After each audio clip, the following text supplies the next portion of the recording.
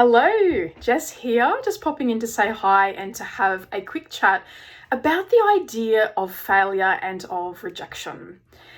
Because I wanted to have a chat about this today because earlier this year I did something that was a little bit out of my comfort zone and was exciting.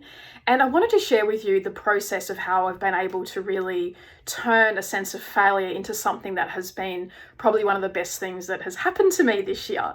So earlier this year, it's been on my bucket list for a very long time to write a book. And so I committed that this year I would finish the draft, and I decided to send through a book proposal to a publishing house. Now, I spent a lot of time on this proposal. I had a few sample chapters to go. I'd spent a lot of time researching the space and the topic.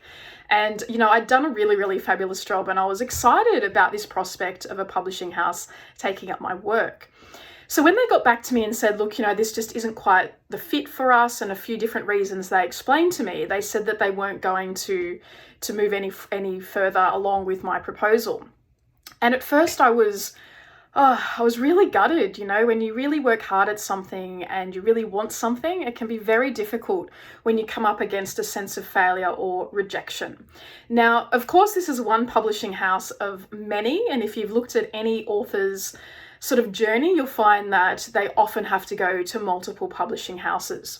But the thing that was interesting for me was that, I had a few days where I was feeling in a bit of a funk, thinking, oh gosh, And one of the things that came up for me was that when I imagined being published through this publishing house, I had this wonderful vision of what my life and my career could look like. So for me, it was, this book will be one of many, that I will create a course that helps people really utilize the information in my book. So I'll be building and running an online community and teaching resource. I'm going to be speaking at some really amazing events and taking this knowledge into businesses and workplaces.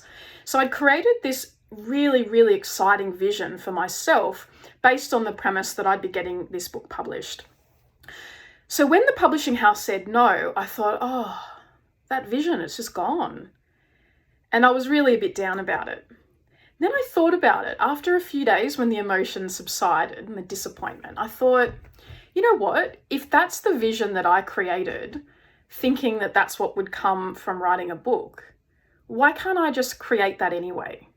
Why do I need to wait for a publishing house to say yes before I publish my book, before I create a program that can help people use the book? Why do I need to wait for a book to be published before I can start speaking and sharing my knowledge more? And so what I've actually done as the years progressed is taken that vision that I had when I put that book proposal forward and actually gone, how do I create this? And what I found was that having that rejection and failure was probably the most important thing that happened to me this year. Because what it did was that it showed me, first of all, that it mattered. Because if we get rejected or we fail at something that doesn't matter, we don't really care that much, do we? So if you notice that something hasn't gone quite right and it bothers you, that's a good sign. It's a good sign that this matters to you and to definitely keep working on it. And then because I had this vision, it really challenged me to think, how do I make it happen? And that's what this year has been about for me in my business, and it's definitely what it's going to be about in 2020. So I wanted to make this video to share this with you because I think we can be too scared to put ourselves out there in case we fail or we get rejected.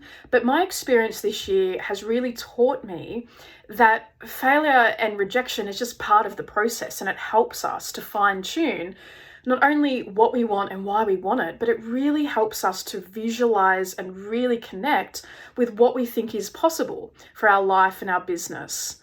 And so that's the message that I guess I wanted to share with you today, is not to fear failure and rejection, but to really use it to help you to realign, to get really inspired, to really take some committed action in your life and business. So I'd love for you to share with me maybe this year some sort of failure or rejection you might have experienced and how you either have or are in the process of re-navigating and redirecting, allowing it to re-energize you moving forward into the new year. Wonderful. I'll see you soon.